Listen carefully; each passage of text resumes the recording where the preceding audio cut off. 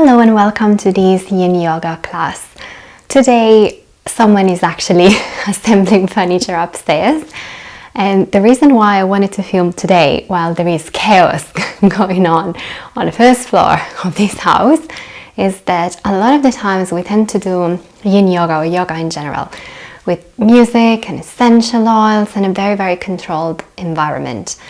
Sadly, life is not a controlled environment. We would like to think that we have a degree of control over it, but sometimes the times that we need to relax the most are the times when we are the most exposed to all of the factors that we can't control, that are just part of life.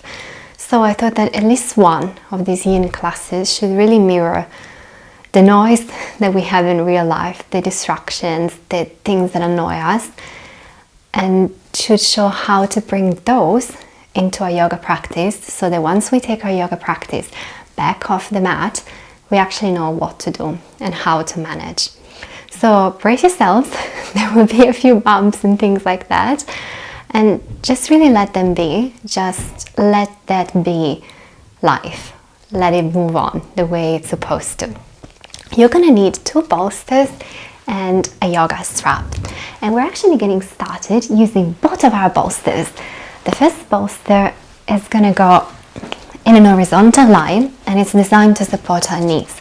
The second bolster is going to be in a vertical line and it's going to support our spine. Just really lay here on both of your bolsters and tune into your mind. Is your mind already a little bit annoyed that there's gonna be noise? Is your mind already in a bit of a fight response? And if the answer is yes, then maybe it mirrors what you tend to do in real life, where things don't quite go your way. If that's the case, how do we change the shape of our mind? How do we arrange the asanas of our thoughts to support ourselves in real life? How do we find stillness when there is chaos? How do we get our mind to forget about everything that's annoying it and come back to a state of peacefulness and quiet?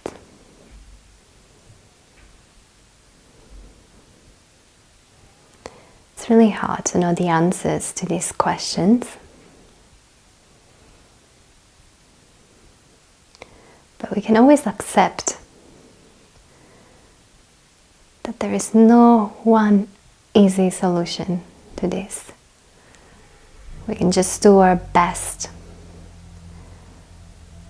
to work towards it, to work towards our goal of remaining calm even in the most chaotic situations.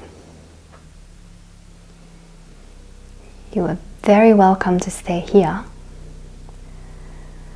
or if you want to go for just a little bit more of a stretch, you could bring your arms overhead and place the back of your hands on the bolster at the very end of it.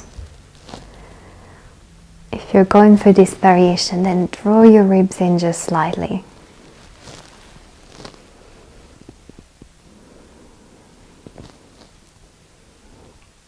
How is your mind reacting to the change?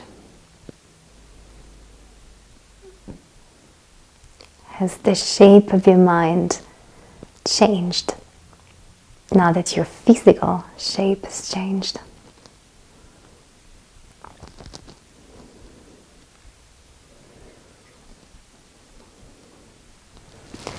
With every inhale, try to breathe just a little bit more into the back of your ribs. Really connect them with your bolster. And with every exhale, tell your mind to relax a body part that doesn't need to remain engaged.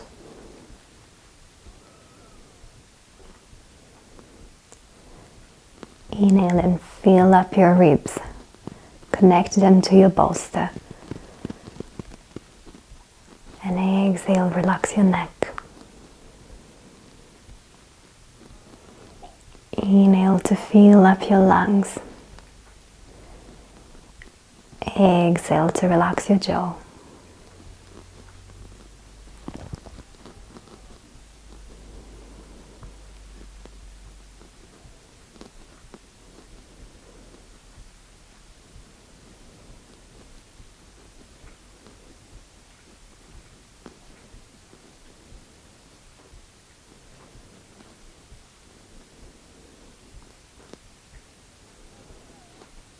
Keep breathing here.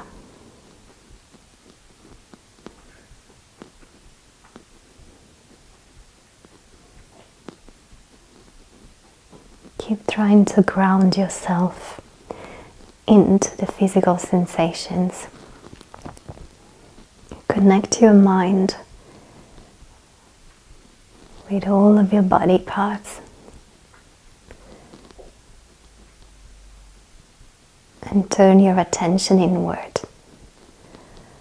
Forget about everything that's going on the outside, whatever that is.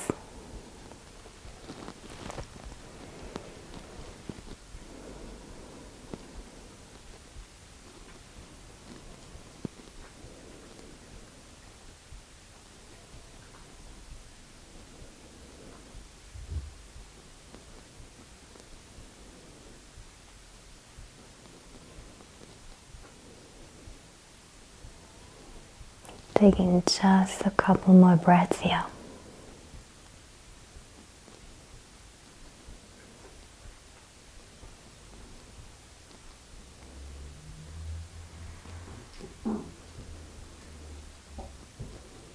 Inhale to fill up your lungs. And exhale, stretch your arms overhead. Remain as you are, but bring the soles of your feet together. If you can, placing both your knees and your feet on the bolster.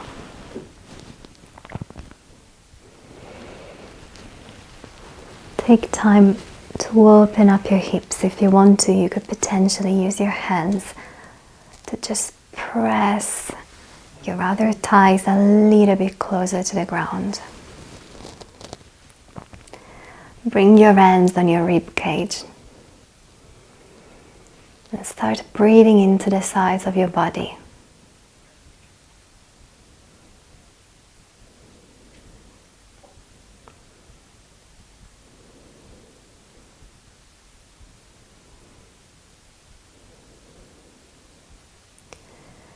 Just accept the movement of your ribs for what it is. If it's gentle and minimal, don't try to change it. Don't try to breathe more deeply. Just really embrace what your body is doing.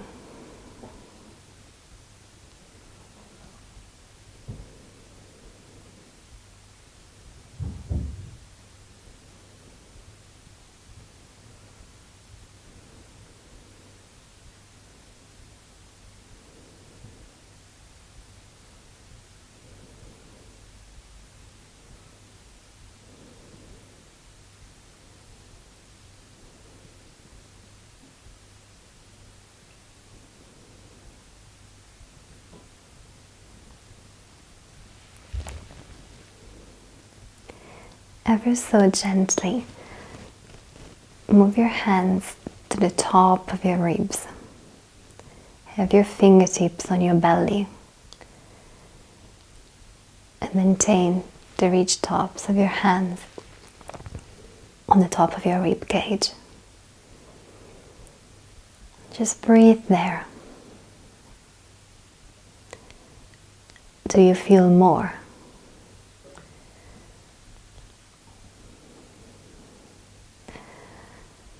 does your mind perceive more movement?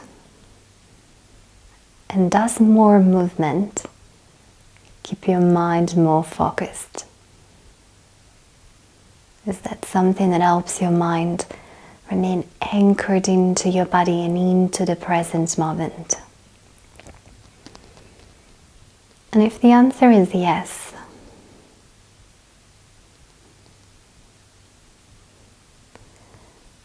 then what does it say about the habits of your mind?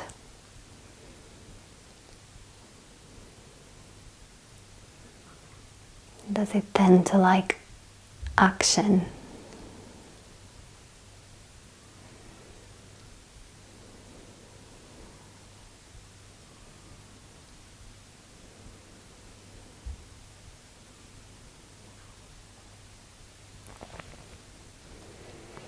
Taking just one more breath here.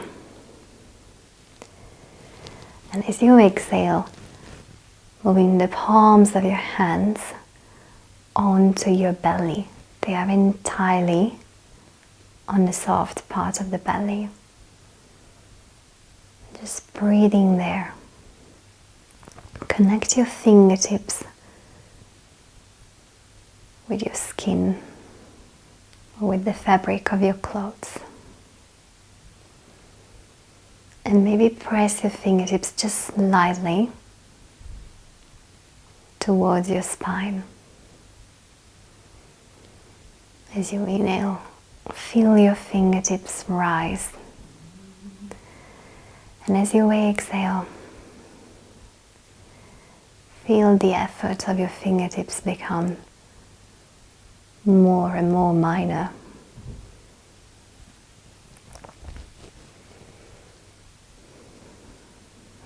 Even if there is light engagement in your fingertips, can you relax? Can you relax your elbows, your shoulders, your neck? Can you let go of your chin?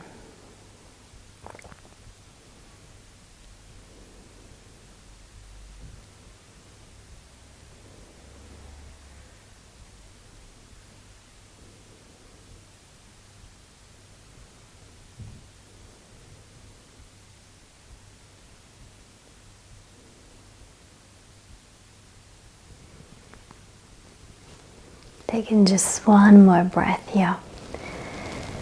And as you exhale, stretching your arms overhead just one last time. And then relaxing everything. The palms of your hands are planted on the ground. Press them into the floor. And use your arms, the strength in your arms, to come into a seated position. Once you're there, grabbing your strap and placing your bolsters on each side of your body.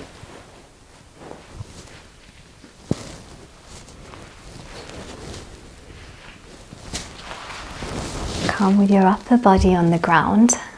Place the soles of your feet on the floor. Cross your right leg over your left. Let your knees fall to the left. We'll stay here for a few breaths, but keep your strap close to you. We're going to use it in a little while. If you want to go for a more intense twist, you could place your right arm in a T-shaped position and look towards your right thumb. If you want to engage your left hand, you can place it on top of your left quad and just gently press it down.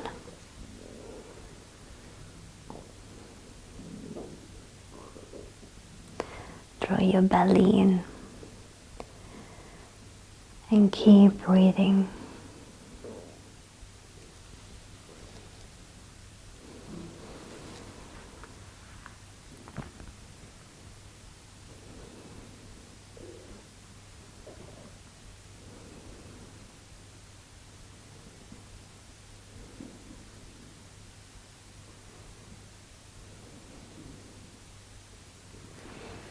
obviously you're very welcome to stay.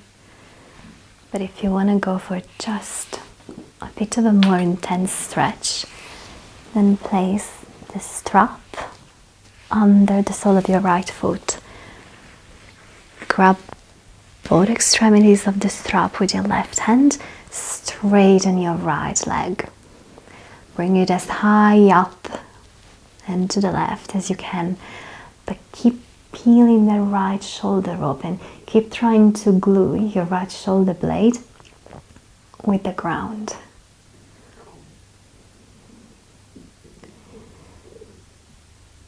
If you've lost connection with your breath, maybe you could bend your right elbow, place it on your right rib cage, and start breathing into your hand.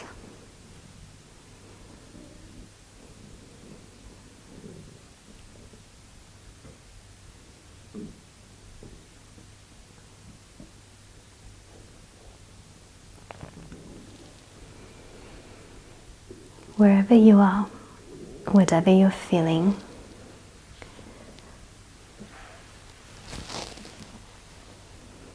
really tune into your body. What is going on in each and every muscle? What is going on in every joint? And what's the shape of your mind like?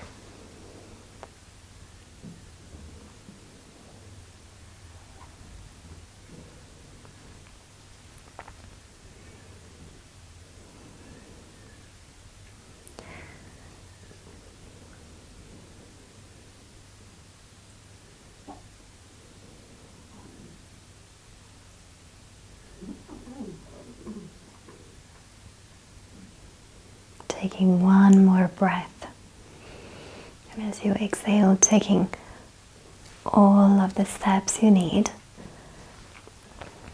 to come back with the soles of the feet on the ground, knees bent. Take time for your body to rebound. Don't rush to go to the other side. Just stay there. Maybe bring your heels, the heels of your feet outward, and let your knees fall to one another to give a little bit more space to your sacrum.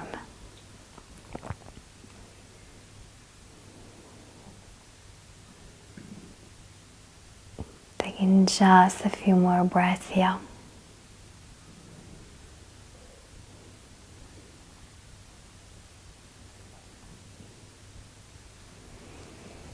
Whenever you feel ready, crossing the left leg over the right, and first just twisting, just getting used to the sensation, letting your left knee fall on the bolster that's on the right side of the body. Allow your body to get into this shape.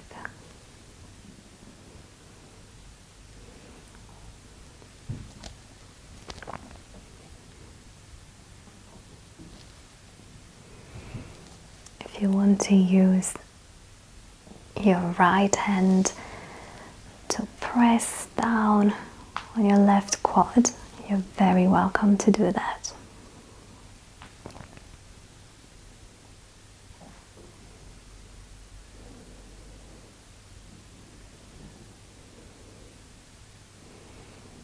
If you want to try also and switch hands and try pressing down with your left hand, you're welcome to explore if that changes anything for you.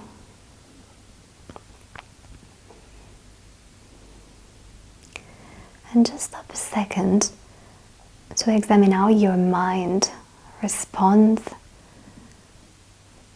to these suggestions. Is your mind curious? Does it like trying new things?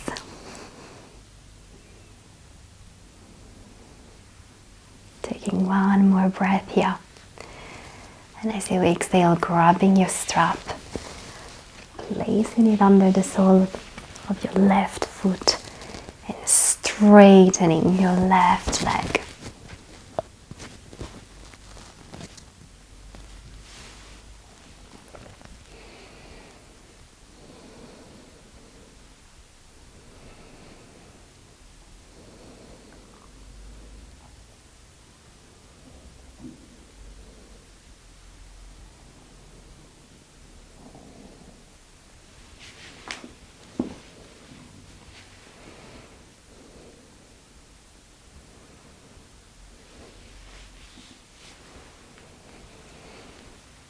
In your twist, really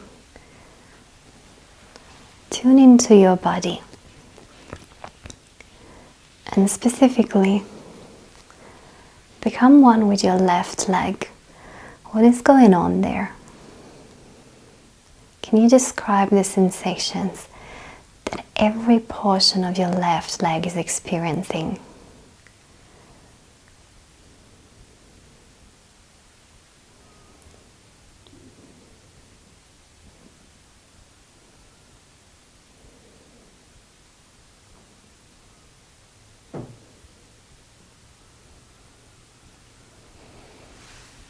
Taking one more really breath here.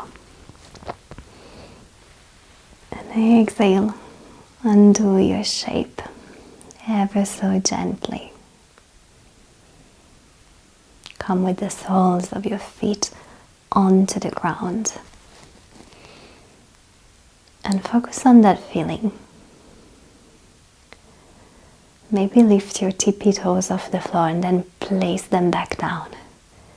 Maybe try lifting your heel and then place it back down. You could try both heels together, or one heel at a time. How does it feel to land on the ground with your feet?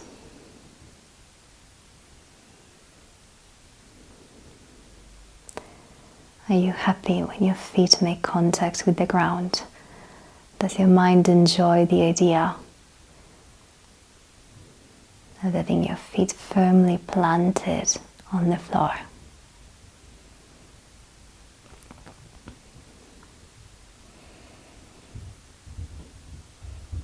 Taking one big inhale, and as you exhale, just tucking your tailbone under and starting to rock from side to side with your hips. Try to use the floor as a massaging tool to massage the upper portion of your glutes, to massage your hips.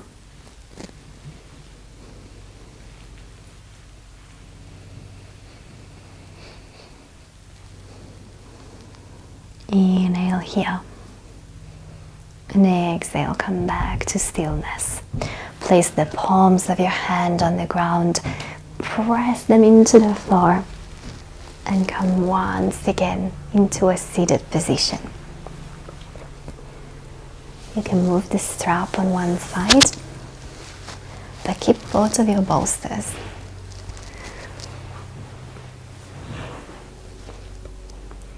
Take only one of the bolsters and bring your knees on it. Tuck your toes under. Try to have your shoulders in line with your heels and your heels in line with your tippy toes. And just stay here for a few breaths. We'll try half a pose and then the second half of the same pose, and then we'll put the two of them together. And we'll see if the result is surprising for your mind. Just stay here in your toe squat. Your feet might have started to talk to you. Let them talk.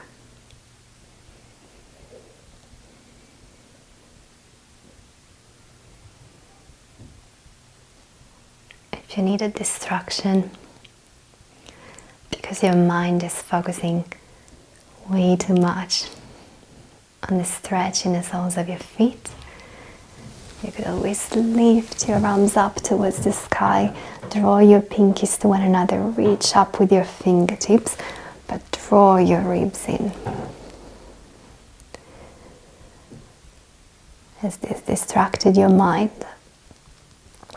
Or is the stretch still really intense? If you need a bit more movement, you could start lowering your arms down, bringing your hands in prayer position behind your back. Maintain your ribs drawing in.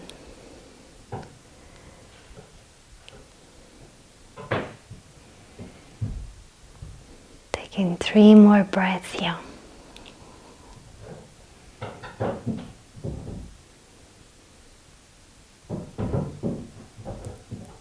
One more inhale.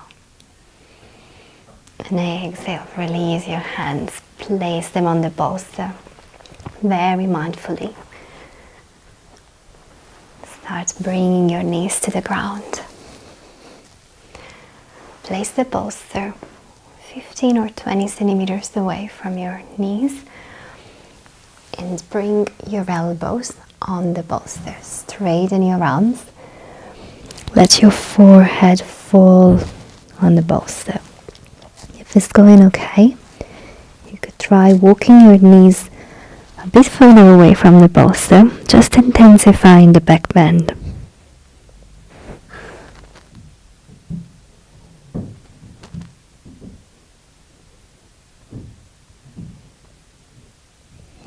This is the second half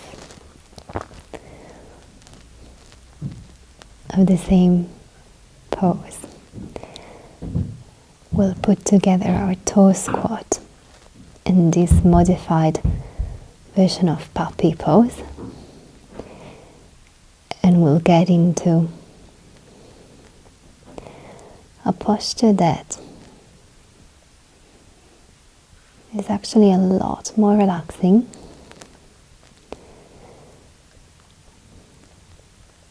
than it sounds. You'll notice that the full pose, it's much less intense than your toe squat or your modified puppy pose with the bolster.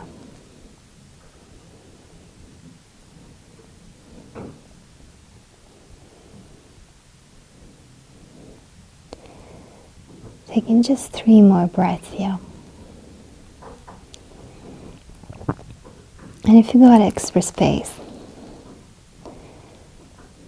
maybe just going down with your chest towards the bolster a bit more. Taking 1 more inhale here. As you exhale, pressing the palms of your hands on the ground, tucking your tailbone under, and making your way into a tabletop position. Walk your knees a bit closer to the bolster. Come on, fingertips. And then into a kneeling position. Grab both bolsters.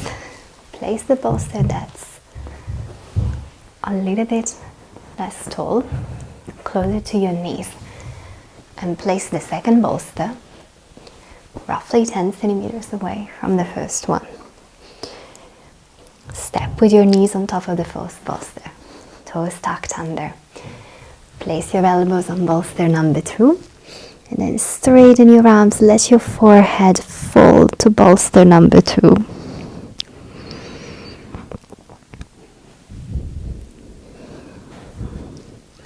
Maybe your mind is really surprised that the full expression of the pose is actually much, much easier than its broken down versions. Does this change your views about yoga? Do you normally try in your more active practices to get into the full shape, to get into what you think is the challenging version? Is that your approach to yoga? Well, sometimes doing just a bit of the pose rather than the full pose is actually much, much harder. It actually challenges our body a lot more. We like to get to the finishing line, but the journey can teach us so much.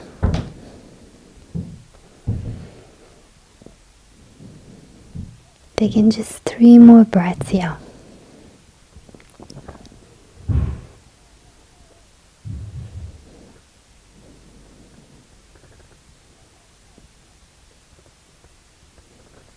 Inhale here.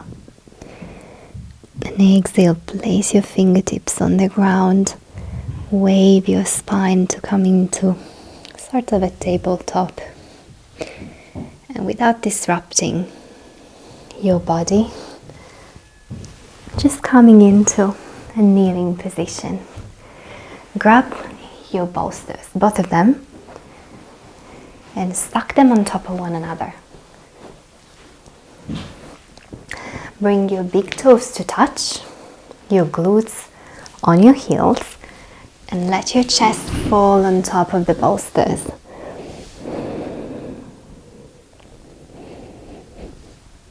Try to use your hands and press them into the bolster to lengthen your spine. And as you exhale, just relax. Inhale, press your hands into the bolster, lengthen your spine, and then exhale, relax the effort. Just once more, pressing into the bolster, and exhale, relaxing the effort. If you like to, you can make a little pillow with your hands and place your forehead on top of it. Keep sending your tailbone towards your heels.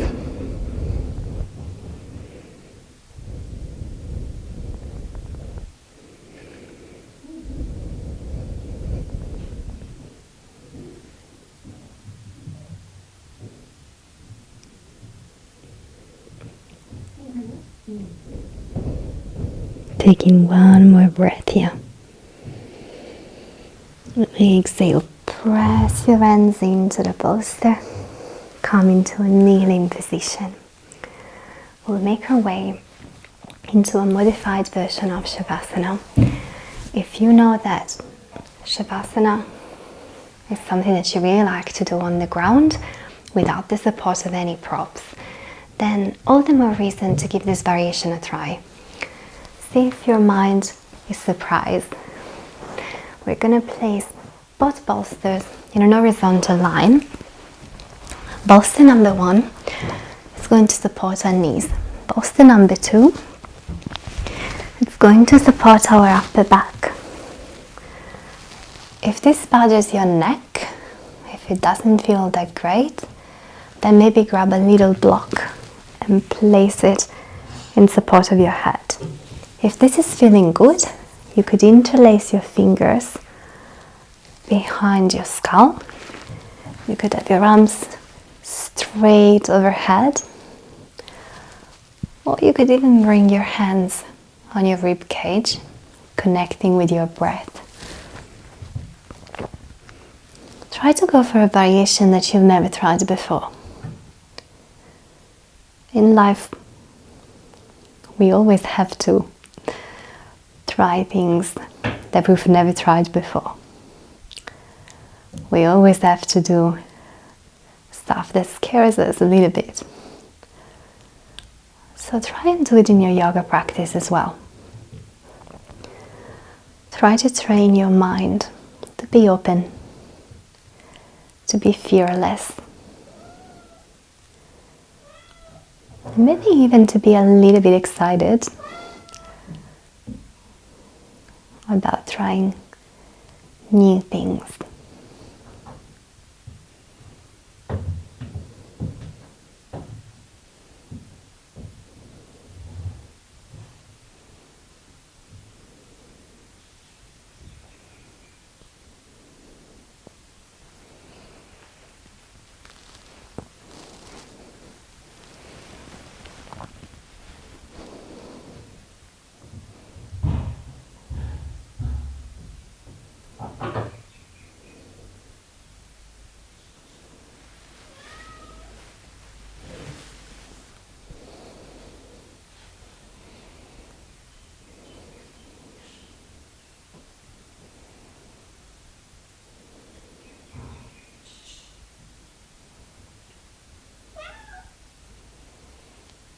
Taking just 3 more breaths here before we move into a seated meditation.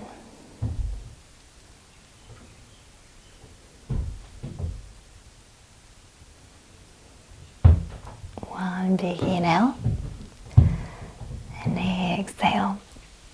Start making your way into whatever seated position you know you prefer.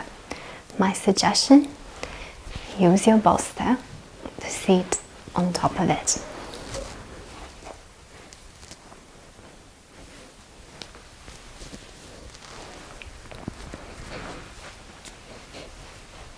Once you have found your seated position, just bringing your hands to your heart, or what feels like your heart. Breathing into the heart.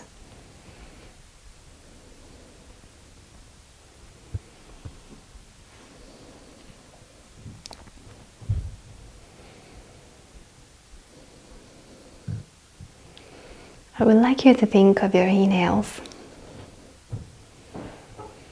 as moments during which your heart becomes a bit stronger, a little bit bigger, a bit more powerful.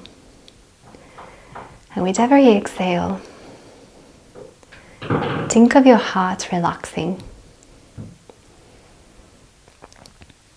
As you inhale, really feel your heart fill up. And as you exhale, let everything that weighs your heart down go away.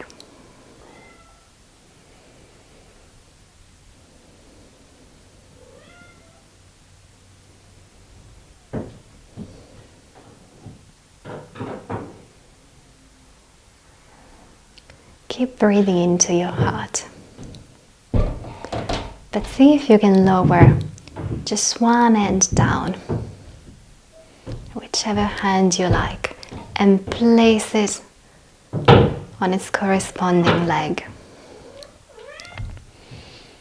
Keep feeling the connection with your heart. Keep nourishing your heart.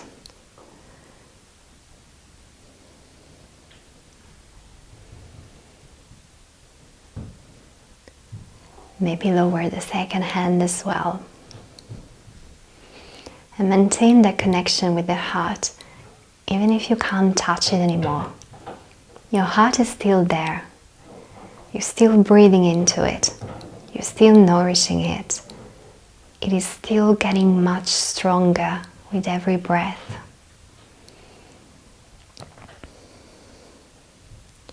Can you do this in real life as well? Can you use your breath to cultivate a little bit of extra strength in your heart so you can love even those that normally you struggle to love, so you can respond with kindness even when that's the last thing you want to do? Can you remember the presence of your heart in your body? And can you tap into its power and use it to guide every decision you make in your life?